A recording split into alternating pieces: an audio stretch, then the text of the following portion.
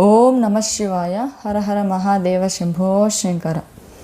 ఇంట్లో శివలింగం ఉండొచ్చా ఉండకూడదా అని చాలామందికి అనుమానాలు ఉన్నాయి. చాలామంది ఏం చెప్తారంటే ఇంట్లో శివలింగాన్ని పెట్టుకోకూడదు, ఒకవేళ ఇంట్లో శివలింగం ఉంటే కనుక నిత్యం అభిషేకాలు, అర్చనలు, పూజలు చేయాలి, నైవేద్యాలు పెట్టాలని చాలామంది ఒక అనుమానం అనేది క్రియేట్ చేశారు. అయితే ఇదంతా అబద్ధం.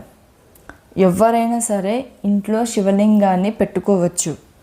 శివలింగం మన చిటికెన వేలు కంటే చిన్నదిగా ఉన్న శివలింగాన్ని ఎవరైనా ఇంట్లో పెట్టుకోవచ్చు. కొంతమంది ఆడవాళ్ళు అభిషేకం చేయకూడదు, ఆడవాళ్ళు ముట్టుకోకూడదు అనే ప్రచారం కూడా ఉంది. ఇది అంతా అబద్ధం, ఇవన్నీ కల్పితాలు మాత్రమే.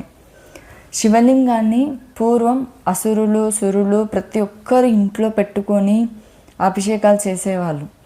నిత్యం శివారాధన, శివ పూజలు చేసేవారు.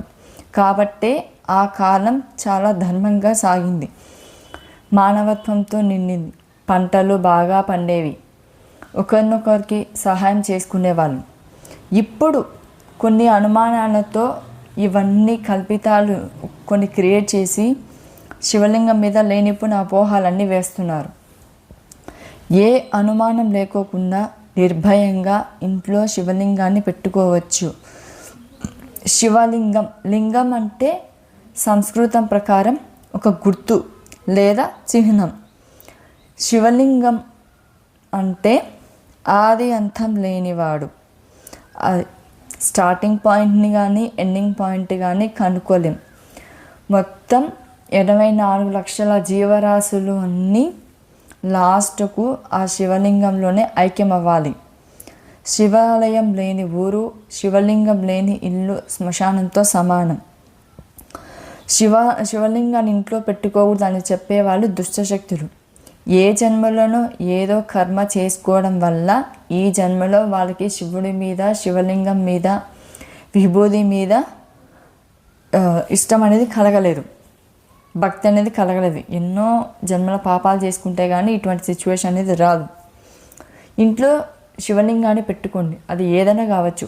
స్ఫటిక శివలింగం కానీ, పాలరాతి శివలింగం కానీ, మరకత శివలింగం కానీ, నల్లరాతి శివలింగం కానీ, మీ ఇష్టం. మీకు ఏ శివలింగం నచ్చితే ఆ శివలింగాన్ని ఇంట్లో పెట్టుకొని ప్రతిరోజు ప్రదోష వేళలో అంటే సాయంత్రం 6:30 టైంలో శివుడికి అభిషేకం చేయండి.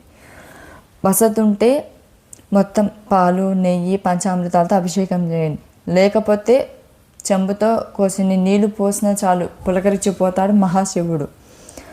నీళ్ళతో అభిషేకం చేసి ఒక పువ్వు సమర్పించండి. వీలుంటే బిలపత్రాలు కూడా సమర్పించండి. బిలపత్రాలు సమర్పించేటప్పుడు మాత్రం బిలపత్రాలకి 3 ఆకులు ఉండాలి. ఆ ఆకులలో ఎటువంటి చీలిక అనేది ఉండకూడదు.